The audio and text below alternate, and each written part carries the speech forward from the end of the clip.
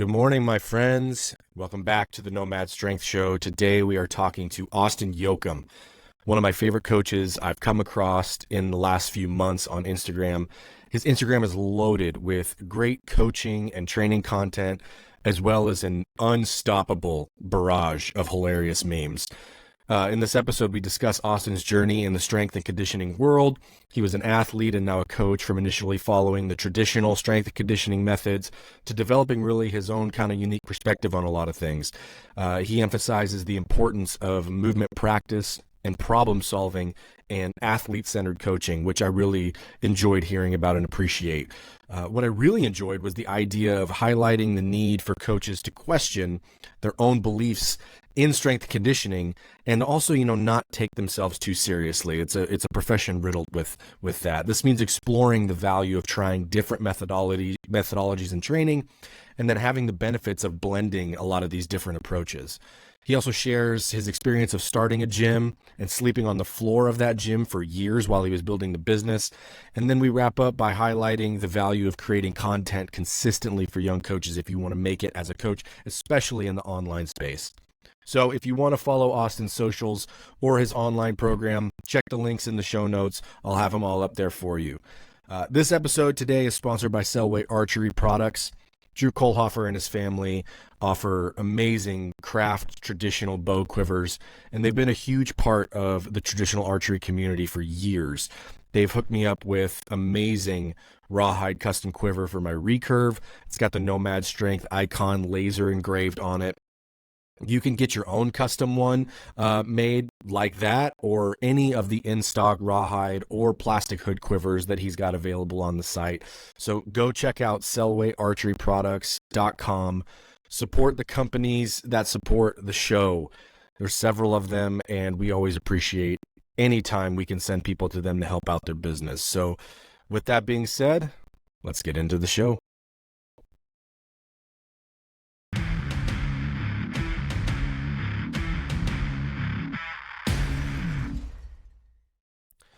All right, we're rolling. We're back with Austin Jochum. And I came across your page, man, I don't know, 2 or 3 months ago, maybe. It's been a couple of months.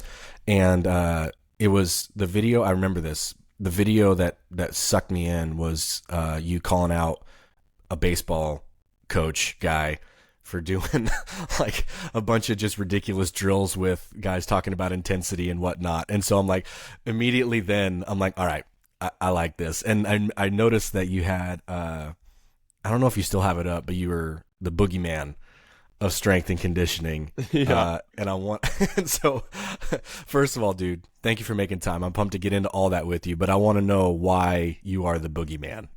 Oh, that was just, I was just being a pain in the ass because I'm an annoying person. Well, but still though. it's an Eminem. Eminem calls himself the boogeyman of rap in his like songs, and I was just listening to it. I'm like, oh, I'm gonna be annoying and call myself the boogeyman of strength conditioning. But I'm a huge Eminem, like OG Eminem fan, and Yes. that's one of my favorite rap lines of his. So I just kind of switched it up and put my own touch on it with the strength conditioning sector. That's so funny, dude. But honestly, though, like a lot of the stuff that I've seen that I really like kind of not goes against a lot of mainstream, CSC, CSCS, like strength and conditioning stuff, but it is oftentimes portrayed in a different way that I think a lot of people don't put messaging out for. And one of the things that I think your page is known for is just the hilarious like meme king stuff that you put out, and it's awesome. But I want to know what sort of shaped your view on strength and conditioning. How did you come up in strength and conditioning, and then like where did you sort of peel off and decide how I'm going to make this my own? Yeah, I think that's the thing that is funny to me is like, and I got to do a better job of communicating, and I try my best, but it's like people see the stuff now and it's like, oh, he's just contrarian. He's just like being like the meme lord. And I like that part of it. And I push those buttons on purpose just to push the buttons. But like I lived the CSCS world, man, like lived it from when I turned 15, it was Olympic lifts. And like, I was obsessed as soon as I started doing it, like, from the get-go. I started reading all the books I was supposed to read, went to college, like passed all my classes, was a really good student, good student in the class. Like I was annoying because I was eating like beef and rice in my class, but like was passing all my classes, like never had any trouble with any of the CSCS stuff, and blue pilled myself hard, man. Like every I was super neurotic. All the stuff that I was being told mattered. I had all this information thrown at me. I was like, fuck, this is the answer, this is the answer, this is the answer. And I was so in it. I was so in the CSCS. I was so in the 3x10 model that I was lost in reality. And that's why I'm very passionate about it, because I see so many coaches and I understand this is why I go at it so much, because I understand how deep most coaches are without knowing they are that deep. And the only way to get it out is have somebody that is flamboyant like me, like have you pause for just a second. In anger, you can pause in anger. You can pause in like, oh shit, he's right. Either way, I don't care, because all you need is that pause to be like, oh, why did I get angry there? There's something like maybe here. And like, there's so many examples of just like moments in my strength conditioning career where it's like, my freshman year, I tell the story. I really like the story because it's like just the pinnacle of all of it. I cleaned 350 pounds as a freshman in college.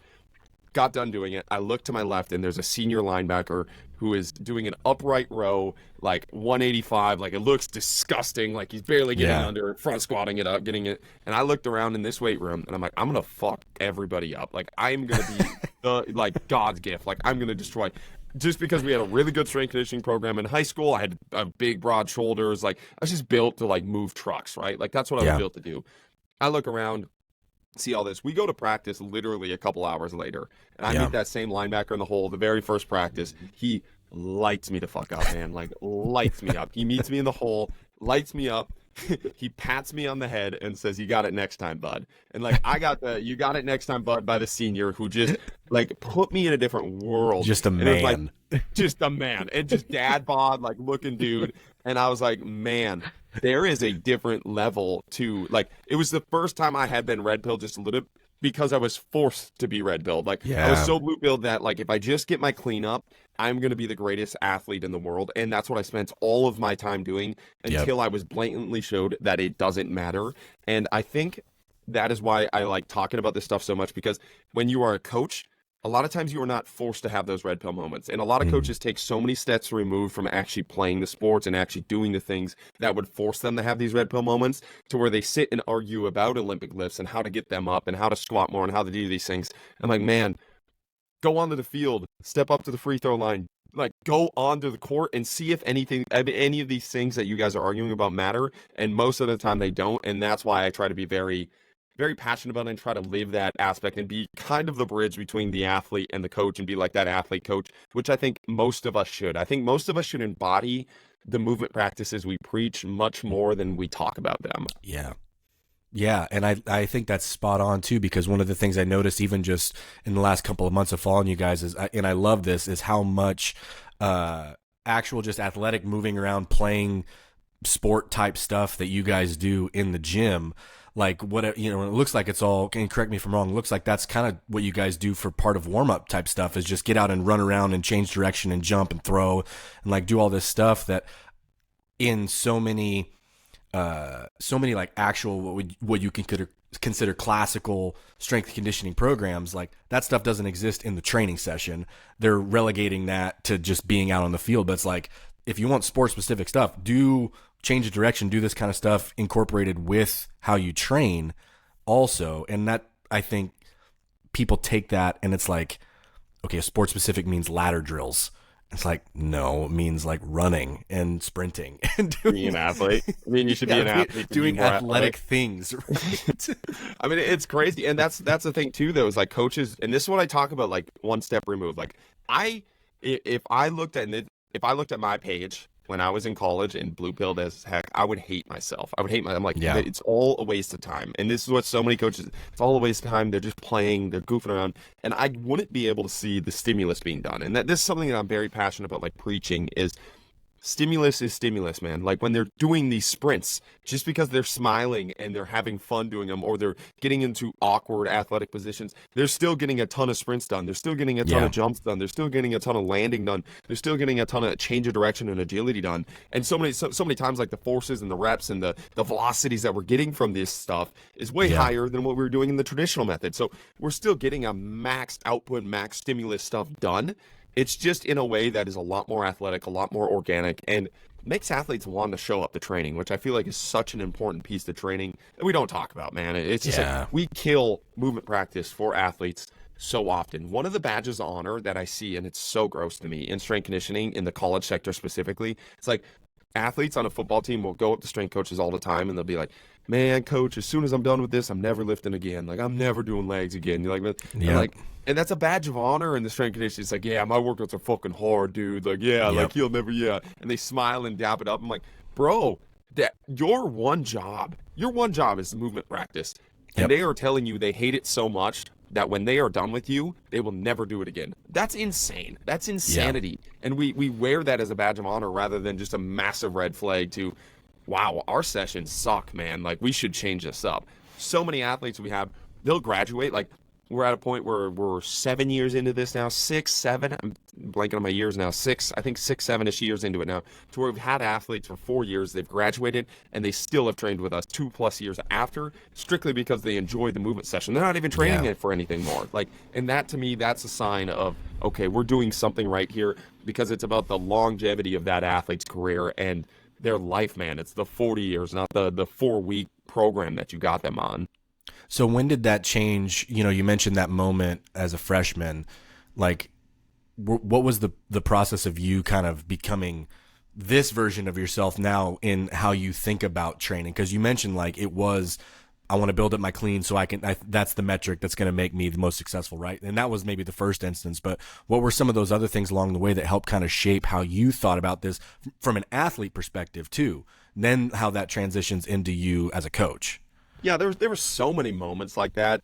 So many moments. It was like, as soon as I had that red pill moment with the cleans, I was like, oh fuck, cleans don't matter. But what I couldn't see is like, it Then wasn't you go just off the other end, completely off the other end. Nothing matters. Exactly. Like, it go into DeFranco, and DeFranco is all that matters. Yeah. And I was doing like Kanji, and again, it was a much better training program than what I was doing. I'm not shitting on DeFranco's at all, but Sure. I'm more so talking about my inability, and so many strength coaches' inability, to just one step remove. It's like just changing out. It's not cleans, it's DeFranco's. And then from DeFranco's, I went to triphasic, and then like all these things, and just so many moments where it's like I would run the thing forever and get good results. It wasn't like I got 0 results. It wasn't like I never made any progress, but it was always I would go onto the field and it was like, man, I see the game way slower than my counterpart, who I know I'm stronger than, who I know I train harder than, who I know all these things. Like, I know more than him, all these things, but I'm watching him do things I'm unable to do, or I'm unconfident doing. And I'm like, you know, so I'm missing out on movement options. What's this? So it's just a lot of data points just teasing me over and over again. It's like, what is happening there? And then I started the podcast, and I had all these strength coaches come on that are like the smartest coaches in the world. And I was like, oh, and all of my heroes, like my heroes in the strength conditioning field. And every single one came on, and basically the general message was, I don't really know, man. I don't have the answer. Like that was the general underlying message of every smart person I brought on. There were some narcissists that came on, and you're like, okay, but you could tell, like, you're talking to them like, oh, okay, there's something else here. You're trying to push something else here. But the people that I really had a great conversation with, that had no business talking to me at that time, they all told me they didn't have the answer. And I'm like, man, if they don't have the answer, who's this fucking like NSCA organization promising they have the answer? And then it's like some things like with injury prevention, it's like, well, we preach all this injury prevention stuff and all of our athletes are still getting injured. Like, what's happening there? And we're preaching all this like game speed stuff, and none of our athletes are getting faster in a game. Like, okay. And it just took so many of those moments to get to a point like, oh, I need to go one step back. I'm still looking. I'm still losing the forest for the trees. I'm still looking at singular individual methods and singular individual like exercises and methods, and that's what I'm Right. missing, where it's like the overarching philosophy is what I needed to change. And once I got to that point, it's like, okay, this is what I need to see: stimulus for stimulus, movement for movement. I need to create solvers of movement problems, not just outputs, right? And I think a lot of times as coaches, one of the things we do too, it's like, it feels really good to have an Excel sheet showing we made progress. It's Right. really, really hard to show objectively that we made a better solver of movement problems. It's tough to do that if you're looking at the micro 4-week program, the micro 12-week program. What's really easy to do is look at a 12-week program and look, I got their vertical higher, I got them sprinting fast, whatever it is. It's like, okay, but do they move better?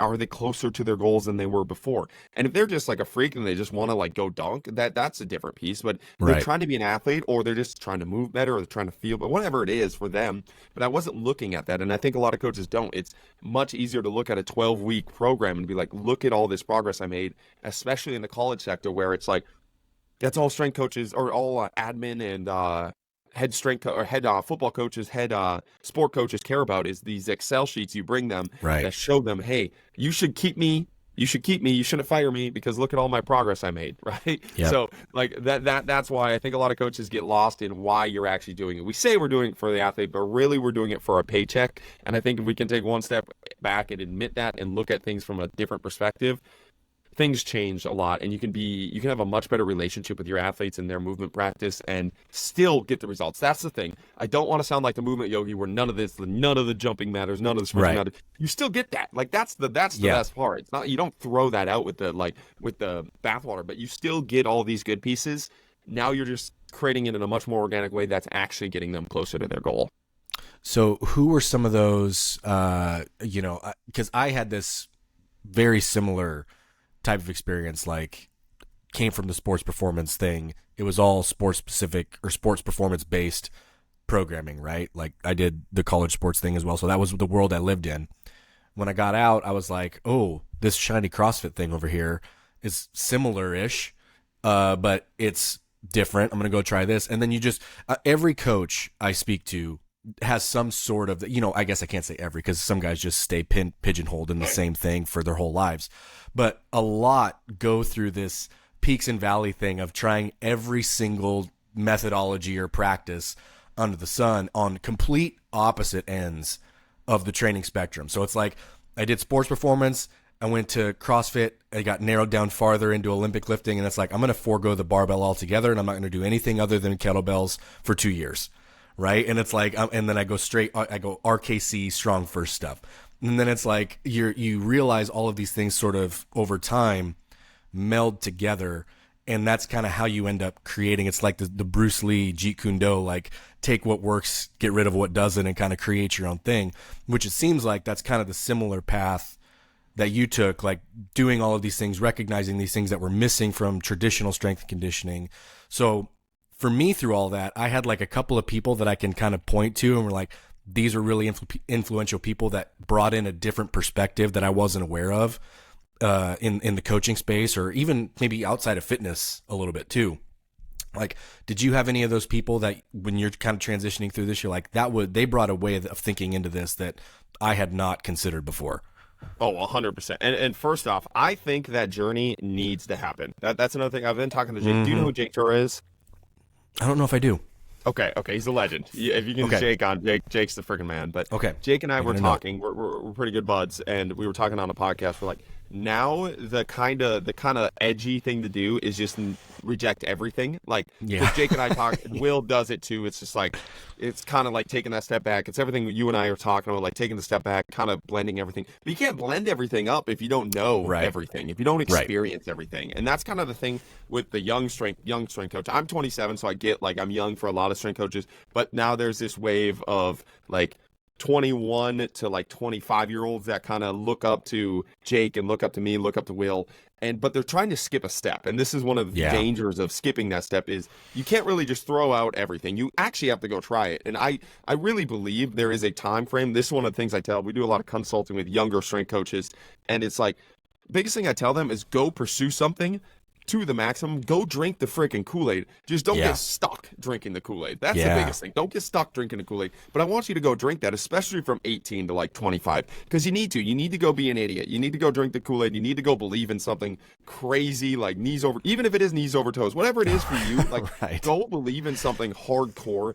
Get the information and then get that red pill moment, because it's going to help you so much more than right now, where it's like reject everything at the front end, because that's what their heroes are doing, right? Like that's what the people they look up to, which is Jake, Will, and I right now, and a bunch of other people, Angus, a bunch of people in that kind of category that do that. It's the same thing we did when we were growing up, where like I looked up the Cal Dietz and he was doing triphasic, so I just did triphasic, right? There was really no thought process behind it, where they're doing the same. They're rejecting because the person they look up to rejects. But I really believe there's power in drinking the Kool-Aid and going through the Kool-Aid, but not falling for the Kool-Aid. Anyways, that's a long way to get to. I've had a lot of people in my life. Stu Bourne, though, was probably number one, and he's not very well known in the strength conditioning world, and he should be, but he doesn't post anything on social media. He's like an athletic trainer and strength coach. He was the head strength coach when I was at St. Thomas. Of all the other sports, only sport I had was football. And I would just talk about some bullshit, man. I would talk about like, need to shove your knees out. I was doing fucking like mini band goblet squats and like walks and monster bands and hip stuff. And not anything wrong with the specific exercise, but my whole thing was like, I'm doing it for injury prevention. We were doing landing mechanics. We were doing snap downs. We were doing perfect movement. And I would do this, and he did the best job in the world of not stepping on my toes, because if somebody just yells at me and tells me to do it, I'm the type to like, fuck you, you're wrong. Like that's gonna be my mentality. Like I'm just stubborn like that. He just did the best job in the world of just like sending me stuff. Like he'd be like, well, I kind of like what you're doing, and the guys are super interested, but like, what about like Allen Iverson? Like, look at the crossover position. He's like, look at his knees here. Like, look at how they're landing in basketball. Like, he would just send me stuff like very gradually, or he'd give me a book to read, and I'd read the book. I'm like, damn, dude, I kind of like that. Like that's pretty good. Like that's pretty smart. And he gradually like red pilled me, but I spent the most time with him. Make you think about it instead of him telling you. 100%. Where it was like he was just making me think it was my idea. Where the whole time he was just way better at educating than I was at educating at the time. And I was just an idiot, like 22-year-old strength coach that had way too many responsibilities for my age and my knowledge. And he just did a beautiful job of influencing me that way. And that's why I like doing memes too, because I think it does a really nice job of like, if you can get somebody to laugh, you can let down their guard and they can look at the thing that they're laughing at and be like, oh yeah, that is kind of goofy. Like, and then they start to think their own ideas and they start to come up with this thing. But that was for sure the number one influence is Stu Bourne. And a really good mentor of mine, where it was just like he did a phenomenal job of red pilling me in a slow way to where I started to think it was my own idea of doing that, like infecting me with this virus of red pill movement. And I was like, oh yeah, I can start. And then I started to implement some of these things. And then COVID was a really big one too, because we lost the weight room. So I thought of all these ideas. I thought everything was great, but I never really like left my weight room or my comfort zone. So everything we did was still kind of in the weight room. And then COVID, I was with 122 football athletes with no weight room for I think it was like 6 months. We were outdoors, we're doing everything. I'm like, shit, I actually have to implement some of this movement stuff now. How can I get stimulus with no weights? Like, how can I do this? Like, is it possible?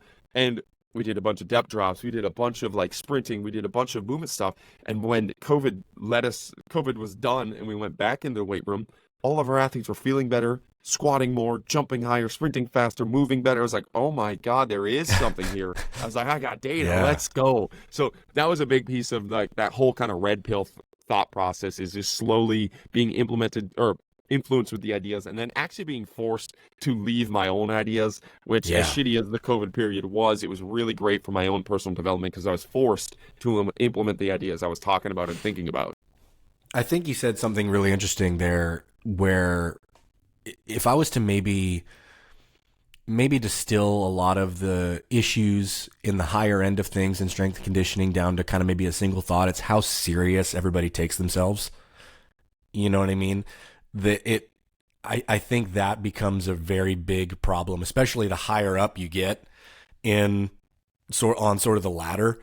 Like, not saying it's not a serious, industry or a serious job, but taking themselves that seriously kind of squashes a lot of the ability to be that sort of let loose, creative, see what works kind of thing. And you get so boxed into this rigid thing because you're taking yourself so seriously and forcing everybody else around you to like do the same thing. I talk about this all the time. Like, why do people become the coach? You become a coach because you want to be the person with the answer, like deep down. Like, this is why studying things like psychology is so important for coaches, because it's like, and not psychology of your athlete. This is what all coaches do. It's like, we're studying it for the, no, study yourself, man. Master yourself. Understand why you're making those decisions first. Every single person, regardless of how high up on the totem pole you are, needs to feel seen, needs to feel heard, it needs to feel important, needs to feel like they provide value to their tribe, right? They need to feel that. We become coaches because we want, like, that is our solution to that problem, to feel seen and heard. Like, it puts us on a pedestal, we feel like we need to have the answers, and it makes us feel important, right? Once you admit that, you can take a step back and realize, oh, that's why I feel like I need to say this answer right away and feel like I have the answer, because then the athlete will respect me because and then I have a place in this hierarchy, right? And for me, and obviously psychedelics was a big part of this too, to like really break out of that kind of whole like hierarchy kind of thought process, but leave the hierarchy, man. And it's not even like taking yourself less serious. It's just understanding, like, why are you doing these things? Why do you feel the need to have that? And then you can just be in these relationships with these athletes rather than a hierarchy of, I have the answers, you have the questions. Now it's like, what can we find together for both of us? And this, like, we are all selfish people. We are all selfish, idiotic apes on this spinning earth in the middle of nowhere, right? We're in this spinning rock on earth. And we feel like we need to have this solution rather than being there and being like, oh, I am also looking for these answers. I am also looking for a place on this earth. I am also looking for all these things that my athletes are also looking for. And we can probably help each other a lot by just being real people instead of this character of ourselves that we put out there and this mask that we put on. And once you get to that point, you realize, and most of it's just an insecurity thing. It's like, well, if I don't have the answers, they won't respect me. If I don't have the answers, I won't have a job. And it's like, it's not true, because you went from lying about having the answers, because we don't have the answer. That's the other thing. It's just admitting we don't have that answer. You cannot prevent 100% of injuries. You cannot make every single one of your athletes an Olympian. If you could, then I would say you have the answers, right? But we don't. We have freak injuries all the time. You have athletes that don't reach their goals all the time. And this is in every single level, right? So we're still looking for the truth. We're still looking for the answers. It's not something like code where it's like, okay, you need to do it this way for the code to work, you know? Right. It's like, we don't have that code yet. And I don't think we'll ever get there with the complex system that is the human body. And we pretend like we do. Like that's the most frustrating part. Like, we bring all of this complex world into our systems of a box, right? And we need to understand and make simplify things and just like not have to worry about everything at all moments. Thinking Fast and Slow is a great book to understand how our brain processes things. We want to simplify everything, because otherwise I'm going to look at my lamp on my desk and think all day long, like the intrinsic details of the lamp, rather than just like, oh, it's just a lamp, it's just there, and I need to focus on this conversation, you know, the important things. But we bring all this complexity of life into a system to simplify it, so we don't have to spend 100% of our emotional energy all day in this, and we need to have an understanding. But then we never leave back out into real life. We never come back out into reality. So these systems should help us understand reality and simplify, but then we come back out into reality, see if they work. Most of the time we bring these systems into in the real life, into this box, and we stay there, and then we create systems that are based off systems that are based off systems, and then we're really stuck in a fairy tale land of things like GOTA and like knees over toes, where we can't escape them because we have trapped ourselves in our own fairy tales, in our own lies. So I think once you get out of that box, you're like, it feels like you're taking it less serious, but honestly you're being much more truthful, and you're getting much closer to where you need to get to, rather than pretending that you are safe with all the solutions that you have with the weekend cert that you got. I love that, because one of the things I can point to for myself anyways, and I'm not sure if you follow him or aware of him, but I a couple years ago I was coached by James Fuller, who runs Strongman Archaeology on Instagram, and just brilliant training mind, right? But all he does is look at these movements that are decades and even a century old that no one does anymore. And he's ridiculously strong. Like I think he's in his mid 50s ish or something like that. But the way he thinks about movement comes from the problems you have to solve doing all these old movements, which the way that they were developed was because there wasn't like a rack that you had to, so he's like, if you have to do a barbell squat, you have to figure out how to get the barbell from the ground to your back. to do a back squat, right? There's no racks in 1902. So he's like, all the, where you hike it up on the low back, you pop it up, Jefferson style, or you do like a hack lift or any of these all kinds of things. And so I went through this program where that's all that we did was these types of movements. And it was amazing because I was training for my first jiu-jitsu tournament. So there was a lot of carryover and grappling to all these different rotational strength through all these end ranges with, limbs out extended, all these kind of things. But mentally, I'm thinking about things as I'm doing this movement because I'm going through all of these new movements, developing a new skill. And I'm having these moments where I'm doing these training exercises and I'm like, I have never considered training like a academic event while I'm doing it. It's, and you mentioned the phrase like problem solving earlier, like you're having your athletes solve movement problems while you're doing them. And that was like the first thing I can point to where I was consciously trying to solve a problem as I'm doing this movement, which is like you nailed it with all of these things that are actually preparing the athlete for the event. Like you're making them solve problems. And you mentioned even like landing mechanics and all this stuff that we can get so narrowed down and boxed in on, and like making sure you have to land perfectly, both feet at the same time, like knees have to track exactly. It's like, or just land and figure it out and see what feels good. And like, you'll adjust on your own, and figure out that problem. Yeah, 100%. And that's one of the things, like the movement literacy and the ability, it's the same as reading. Like if you want to become a really good reader, you're going to read a bunch of books, right? You're going to go through the process and you're going to have some foundational piece of like knowing the alphabet. But once you know your alphabet, bro, you're not continuing to go through, like, I can't remember the last time I recited my alphabet, bro, because I know my alphabet. Like, I've landed. Okay, now that I landed, I know my ABCs. I'm going to go do parkour. I'm going to go read Nietzsche, bro. I'm going to go read Harry Potter. I'm going to go read all of these other things to work on that literacy and, like, actual literacy. Now I'm going to go movement literacy, and it's the same exact thing. You know your ABCs, and you've known them for a long time. You know how to squat. You know how to deadlift. You know how to pick things up. Now, how can we challenge these things? How can we challenge the ability? How can we read Nietzsche in the weight room, right? How can we spice some of this stuff up? And that movement intelligence is a massive piece of being a good athlete. Great athletes figure things out very, very quickly. And athletes can get better at learning skill. The ability to learn a skill is a skill in and of itself. And I have seen it happen so many times. And we miss that KPI with athletes. How can we make them better solvers of movement problems? Not the movement problems specifically, but just general solvers of movement problems. Figure it out. How can they figure it out? How can they get better at solving strength movement problems? By implementing some things like old-time strength methods, where we're zertering, we're doing some Jefferson, we're doing all this. Like, we're strong in a lot of positions. Can you figure out how to use your body to produce force in a multitude of different ways? Can you do that? Can you do the same with jumps? Can you do the same with sprints? Can you do the same in agility type movement problems?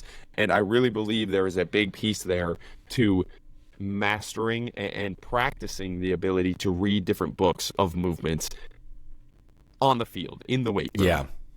Yeah, I totally agree. And I want to take that and I want to kind of shift directions a little bit and go a little bit more into the kind of the business side of things. As you started this, because I watched a video that you were talking about in the early days of the gym, I think, when you were living on the floor in the gym. And I want to hear that story on how the actual gym that you have, how that got started, and a lot of the challenges and stuff that you faced getting the thing going. Because starting a gym is like starting a restaurant in terms of, success ratings for people and in the business world. It's like restaurants and gyms are like super high fail rates. So like, how did you talk me through that journey of how the gym came to be? Yeah, I was a strength coach at the college sector to start, and I swore that was my goal. Like, I was like, I'm going to climb the ladder. I'm going to continue to do these things. And I got jobs that I had no business getting. My first job out of college was I was an assistant Division III strength coach at St. Olaf College, and I had responsibilities there that I really probably shouldn't have had again. And I worked 1 year there, or like half a year, like a whole football season there. And then I got offered the job at my alma mater, which was St. Thomas, and was the head football strength coach for the whole football team. Like, at 22, I probably just turned 22 years old. And then we transitioned from a division, and so St. Olaf was a bad like Division III college. Sorry if any boys are listening, but we weren't very good. Like the St. Thomas team when I was a senior beat that team 98-0. Like just to put put it on spectrum, man. Like it was completely, it was a 100-point swing. So then we went to St. Thomas. What division is St. Thomas? They were Division III, but high level Division III. So like they were competing for national championships. They were going to semi-quarterfinals, everything like that. Then we transferred. We got kicked out of our conference and Division III pretty much because we beat that team 98-0. So then we got kicked out and we became a Division I college. Anyways, I was climbing this whole like ladder. I was a Division I strength coach by 24 years old doing all this, and I was just like, this is not the answer, man. Like the pay is not there. You are always answering to somebody else. You are always doing things that you really like, you don't believe in at all moments. And Jake and Will were really good influences on me. Like they're like, dude, like start building up your gym, like start having a secondary source, and reading guys like Tim Ferriss too, and just like different like business minds where it's like, okay, you need leverage. Like you need some ability to have leverage. So I started up the gym when I was at St. Thomas my first year. And like you said, if I didn't have St. Thomas, I would have went out of business instantly. Like if I didn't have, and St. Thomas wasn't paying a ton, like it was paying like $10K a year. So it was not a lot. Like, but it was something to keep the doors open. And my rent at the time was $400, $450, I think it was the first year for the gym. So it was $450 to have this like closet, man. Like we had 2 racks that we built, like we welded together and did everything like that. I got all my equipment off Facebook Marketplace. And all I needed was $450 a month to keep the gym open. And so there's like $200 a month to train like athletes in person. I just needed 3 athletes to keep the doors open. I got 3 athletes. I was set, and I was putting all of my money from St. Thomas into the gym itself, but I was also living at the gym and sleeping on the floor and doing all that, so I didn't have any other expenses. And it was a really beautiful time, honestly, for me. It sucked in the moment, but I learned so much about like myself and about the gym, and like literally living, breathing, and sleeping in everything that I was talking about to make it.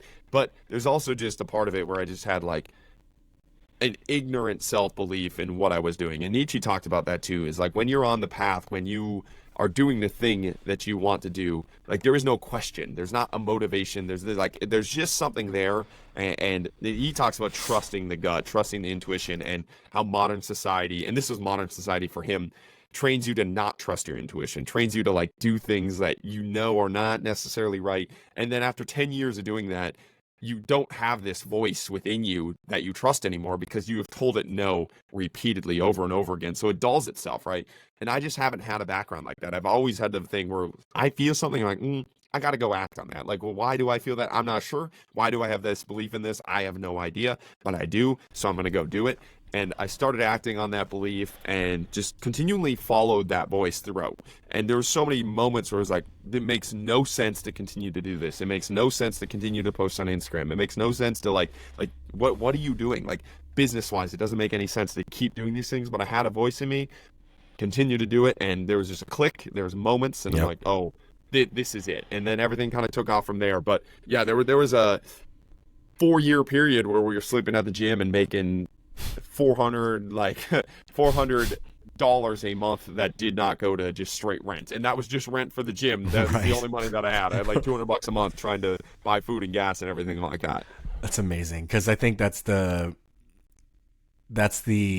classic like entrepreneurial mindset of probably 2 or 3 times a week, it seems. I joke about it, half-heartedly, I guess, but I'll have moments where I just want to throw the computer, the mic, like with all my coaching stuff on it, just send it careening off a cliff into the sea and like go get a job at like a supermarket.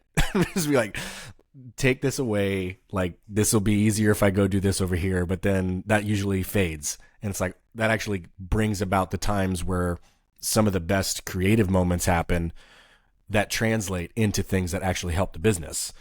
And so I think everybody that is an operator of a business in some capacity deals with that probably even more frequently than I do. The higher level, the bigger the business gets. So it's I think something that people shy away from starting stuff because they think it's just going to be, once I get this going, it's going to be great, and it'll consistently grow up, right? It'll be a linear line that has a nice little elevation every single day. It's like, nope, it's actually like you have really great days and then days that you want to quit everything. And and everybody that has a business has those moments. And that's the thing too. It's like you don't want, like, we all think we want it to be easy. We want it to be smooth. We do not, man. Right. Like Nietzsche talks about this in his book. Jordan Peterson talks about like carrying your cross when it's there to bear. Like that is what we thrive off of. Yeah. That is when we are the most happiest, when we are working the hardest for something we believe in, when we're probably eating the most dirt. Like we're doing that. That is when we're the most happy because we understand we are doing something. We are fulfilling something that we are put here to do.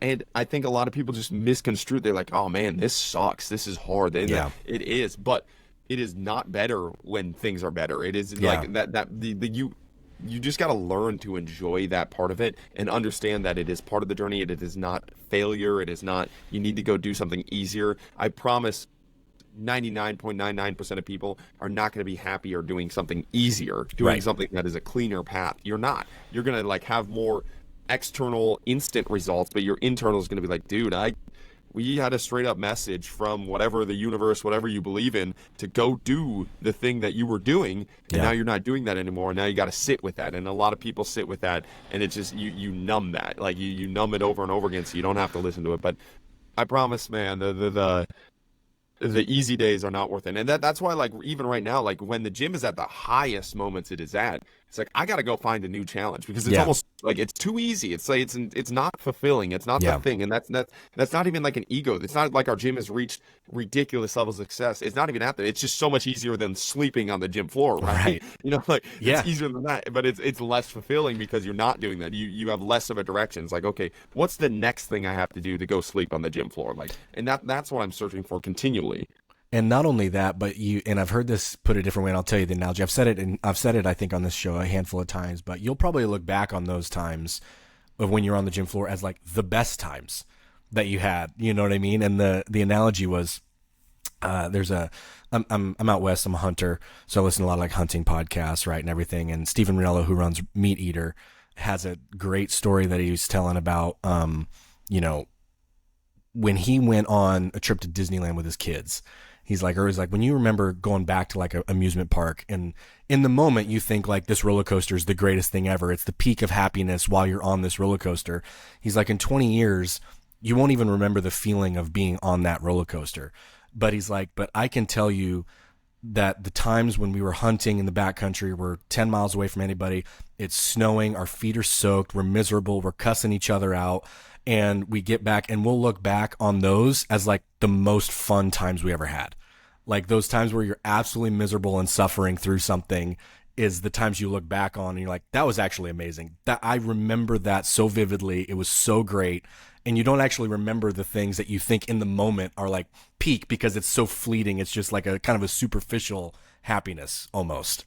Oh yeah. And we all, especially like young men, like crave that hero's journey. And everything in our society tries to take away those hero's journeys and tells you the hero journey is wrong and tells you to like grow up and tells you to go get like, like tells you so much bad advice. Yeah. And this is the crazy thing too. It's like, where is this advice coming from? It's coming from people that are not super happy in their spot. This is crazy. And there are other humans too that are just making mistakes in the same way that you are making mistakes. And I think that's a big part of, again, the podcast was super helpful for me, but just like a lot of people don't have exposure to super high level thinkers and having a conversation with them and realizing like, oh, they're flawed just like you and me. They are confused just like you and me. They're looking for the answer just like you and me in their personal lives, in their business life, in their training mindset, right? And if you can't see, and I say this because I struggled with this, I had a very bad, I always looked for authority because it's nice to have an authority. It's nice to have that answer, right? Again, it simplifies things for you. But once you realize like, oh, all of your heroes are just other people with you. They are not Superman. Then you really start to open up like, oh, doesn't matter how successful that person is. Like when they're giving you advice, they're giving you advice as another human that is flawed and messed up and doesn't have all the answers. And you can take that advice and run with it. And it could be great advice, but it could also be terrible advice, regardless of how successful they are, regardless of like how well-meaning. I don't think most people give bad advice with ill intent. Sure. It's just like they actually think that, but they're wrong and they're objectively wrong, or they're just wrong in this situation towards you. And if you don't realize that quickly, you get stuck in a lot of bad pathways. You're like, well, my parents, my mentor, my coach, everybody told me to do this thing, but I feel something. You're like, yeah, you feel something wrong because it is wrong. Again, when you feel something wrong, you need to trust that gut feeling. You need to trust that intuition within you and realize those people meant well, but they are not right in my situation. Maybe they're not right at all, but you don't even have to put that on them. Just put it, they're not right in your situation, and you need to go pursue the thing that you feel like is right, or just pursue something else to see if that is right. And that's the journey of drinking the Kool-Aid for training methods, right? Yeah. That's the for business, anything like that. But Yeah. drink the Kool-Aid, like go try something else. Stop sitting there with the one person told me this, so I need to go do that answer.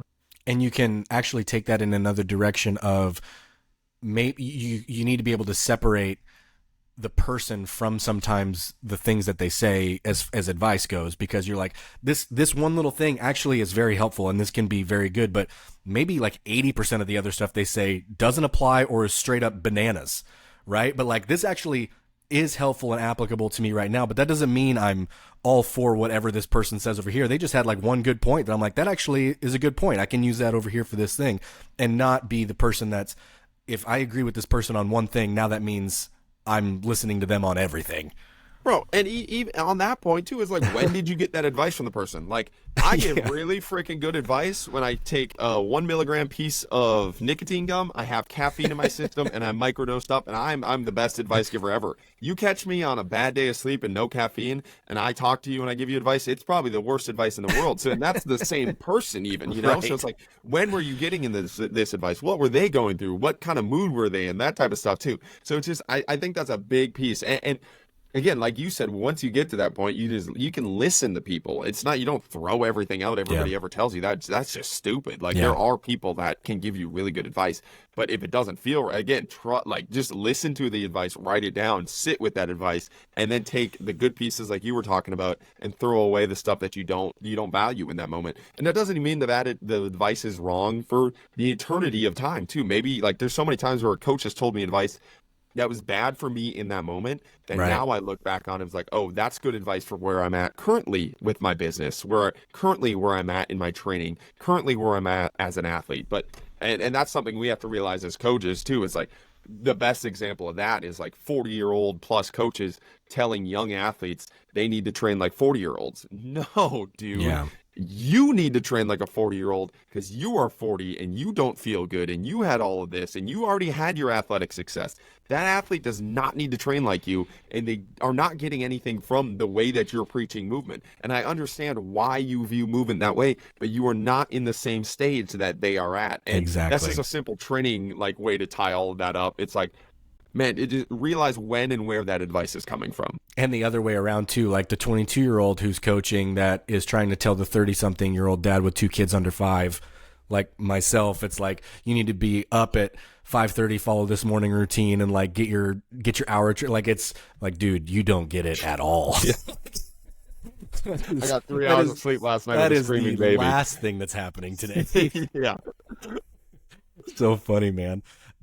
So with the gym, you've got the in-person thing, and then you also do some online stuff as well. How has that transition been? Because when I went from being in like the boutique gym, you know, bringing in people to do small group class, that kind of stuff, and then went into online, I was like, oh, this will transition, you know, fairly well, without realizing when I did, it's like, dude, this is an entirely separate business and a separate business model altogether. So did you kind of feel that same thing as you guys added in the online stuff as well?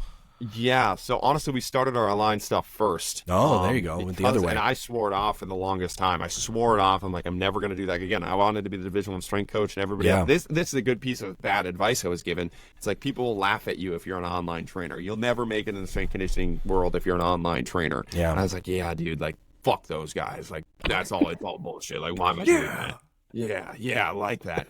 And then so I was training guys in the summer. I got the job at St. Olaf, moved, and those guys in the summer were like, dude, I still need a program. Like, you're not here anymore. Could you give me something? And I was like, fuck, yeah, like, I got you. I started doing it. And like, I was continually getting texts from these guys like, dude, that was awesome. This is amazing. I was getting fired up. I was like, man, this is kind of fun. And then they got a couple of their buddies on, and I was like, man, this is kind of cool. And then I started reading stuff like Naval, and again, Tim Ferriss was like, okay, you can leverage this. You can, there's no real Like, you're not trading time for money when you're doing this as much. You can start to expand your reach and what you're doing. I was like, okay. And then business wise, I'm like, this makes way more sense. And I started doing, I'm like, I thoroughly enjoyed this aspect of it. I'm not babysitting anymore. I'm not working with people that don't want to work with me. I'm just working with people that really want to do what they're doing, and they're self-motivated because they're doing an online program, and kind of took off from there. And that, honestly, 99% of our income is through our online training app. Our gym is like, I try to keep the gym, and I mean, we have money flowing with the gym, the in-person stuff. But the beautiful thing there is that it lets me train people that I want to train. I don't have anybody in my gym that, like, I have to have there, because it's like, you're not. Again, I have leverage. Like, if you don't want to be here, I'm not going to babysit you. I'm not going to do any of that. If you don't fit in, that's okay. You're not the good fit, but I don't have to beg you to be here because I need you for the rent, right? I don't need to impress you. I don't need to change anything that I do to impress you. And the weird thing there is, it makes my in-person training so much better, because I don't have to compromise on any of my rules, on anything that I say, and anything that I believe, because I have that funnel of money going into everything that we're doing. So that was kind of the start of it. Kind of builds up everything from there. We have a whole, like, website and app built out there, but I thoroughly enjoy that process of people just, like, eating up the program, having a little cult online and doing that. But I really believe it helps the online, or the in-person training. The online definitely helps my in-person training, and the in-person training on the back end helps my online stuff. I'm actually coaching and actually seeing what these programs do and result in. But I thoroughly enjoy the process of online training and working with people online. And I think a lot of times, it gave me leverage at St. Thomas. So if you're in the college world too, because it's like, they would say stuff, and I'm like, I'm the only one speaking up in these meetings, because nobody else can get fired. Because if they get fired, their one customer, which is the college, is gone, and they lose all of their money. It's 1 and 0. Like, they're playing a very, very exponential game. They either have it or they don't. And I was in these meetings, and I'm like, that's wrong. And if you fire me, I already have this backup thing. I'm good. And they respect you so much more. And I climbed the ladder faster there too. So I don't know. I really believe coaches having, income, just having money is so nice, because it allows you to have some sort of leverage to stand on what you need to stand on, when you need to stand on, and people respect that way more. So it's kind of like a double-edged sword that helps you on both ways. And I think a lot of coaches get trapped there. I think that's why a lot of coaches have to feel like they're so serious, and they have to make these compromises, and they have to have these Excel sheets, because if they do lose that job, they are screwed. And I understand that you have families, man. You need to keep your mortgage paid. You know, like, all these things. That's a big part of it. But having leverage on the back end of that, so you don't have to do that, is a beautiful thing. So what is something that you would advise a younger strength coach that's kind of looking for something in that side gig, getting into the online space? How would you recommend someone like that get going and begin that process of building that leverage, like you said? Content, man. Content's number one. Like, and content where you're at. This is the number one thing I see young coaches mess up on, is they want to be the older coach, right? Yeah. So they post like the older coach. It's like, that's not you. That's not where you're at. A lot of young coaches, they just need to train and record their training sessions and post them. And people are interested in that, man. Like, what's this dude trying? What's this dude doing? You don't have to be different. You don't have to do anything. They just like you for you. And as you go, you can start to get into the educational stuff. You can start to get into all this stuff. But so many young coaches, man, you could get, even if it's 5 to 10 athletes online, 5 to 10 clients online, charging $50, like, that's an extra $300, an extra $500 a month. That grows. That is beautiful. And the earlier you start, the faster that grows. A lot of coaches get stressed out. The young coaches that I consult with too, it's like, well, I only have 5 people. It's like, man, you're 22. Who cares, man? Yeah. Like, it's gonna grow. Like, patience. Don't compromise on any of this. Just keep going. You're gonna have to eat dirt for a little bit. That's okay. Nobody cares. You're 22 again. By the time you're 25, maybe we have 30 clients online, man. 30 clients online, that's $2,000 a month. You can do a lot with $2,000 a month. I'm not saying that's your only income and that's the end all be all for you, but that's an extra $2,000 a month you didn't have before. And then instead of having to, like, work at this gym and work with people that you don't want to do, maybe it just frees up 2 more hours of your day to put into your online. So that's the beautiful thing. Like, it starts this momentum of, it frees up your day, then you can put more effort into your side gig, and that grows more, and then you can free up your day more until your side gig is your main gig, and it's kind of taken over. And then you're really living your own life and doing the things that you thoroughly enjoy and are interested in. And then people love people that are doing things they enjoy and are interested in. So they want to be a part of that and they want to do that. And it's kind of like this cycle of growing from there. But that would be my number one advice for young strength coaches is just start recording content of your own stuff, where you're at, what you believe in, what you think. Don't be afraid to be an idiot, man. Like Knees Over Toes and Seedman post stuff every single day, man. Like they're posting stuff, you can post stuff. You'll be okay. You won't look like the biggest idiot. And sometimes you will.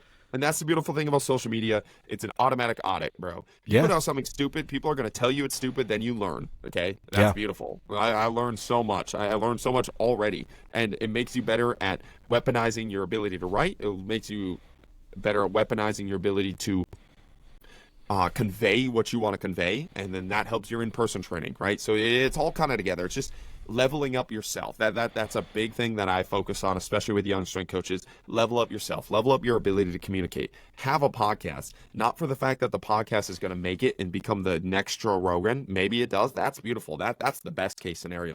Worst case scenario is you become a much better speaker and you learn from a lot of really cool guests. And I can't tell you, like, I go back to my first podcast, I'm like, oh my God, I'm such an idiot, bro. And I had no ability to talk. And now I can talk for like hours on end because I've just done so many of these, you know? So I really enjoy that process of leveling yourself up. And then people want to be around other people that are at a high level, right? It's just like a video game. You want to be with the dude that's really good at the video game. People want to be with people that are really good at life or really good at specific aspects of life. And that's controllable. You can go make yourself really good at life. Just like you can make yourself stronger, you can make yourself smarter, you can make yourself funnier, you can make yourself a better speaker, you can make yourself a better writer, and all of these things are very valuable. And I think a lot of people don't realize that it's just a rep game. Like they're just like, oh, that guy's just a good writer, that guy's just funny, you know? It's like, no, that guy's funny because maybe when he was 5 years old, he made a joke and it was the only thing that got attention. So at 5 years old, he started ripping jokes, you know? So he has reps from, he started making jokes at 5 to now he's 25. He has 20 years of making joke reps, right? That's, imagine 20 years of squatting versus 1 year of squatting. That 20-year squatter is going to be so much better than you, right? So there's so many components that I think if you treat life like a video game in these aspects, it frees you up a lot to like, oh, I can go get better at these things. Yeah, for sure. I love that, dude. As we wrap up here, I want to ask if you have any recommendations. If you're like a book, podcast guy, like what are you reading? What are you listening to? What kind of things do you do that keep you stimulated mentally, or things that you even just enjoy to kind of consume?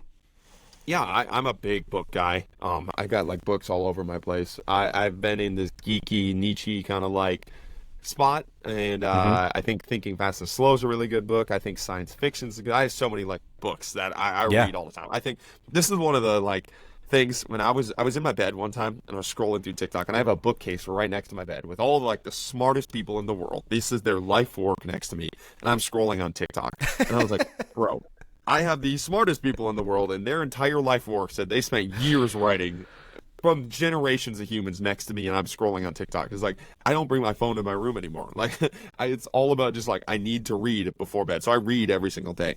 Podcasts are another beautiful thing, man. You can listen to the smartest people in the world for free all the time, every single day. And there are points in your life. This is another thing too that I would say is when you read, you got to digest as well. So like, I'll go periods where I'm reading a lot, and then it'll be like, I need to go like walk and write and think and implement these ideas as well. Because that's a big part of like, when you have too much information, none of your thoughts are your own. And then it gets kind of all like, you don't really know what to believe.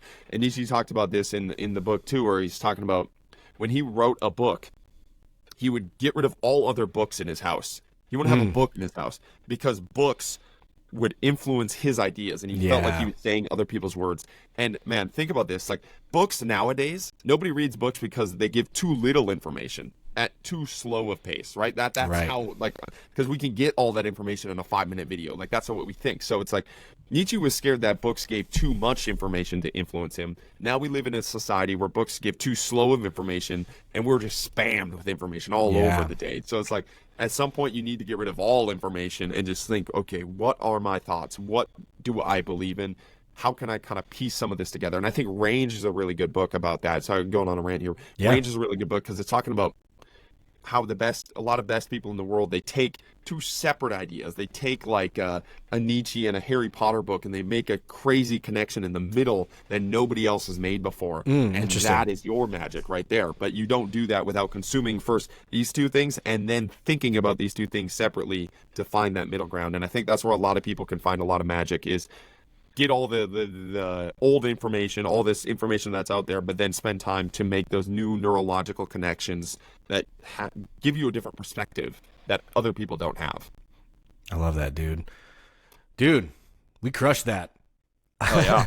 I appreciate you stopping by and making time, man. This was really great. Why don't you plug all the stuff so people, if they're interested in following the online program, or if they're around you guys locally, where can they follow you and get all your information?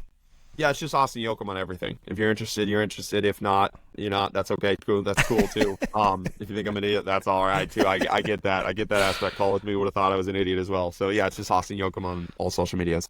Awesome. Well, I appreciate you, man. Thanks for making time. Thank you for having me.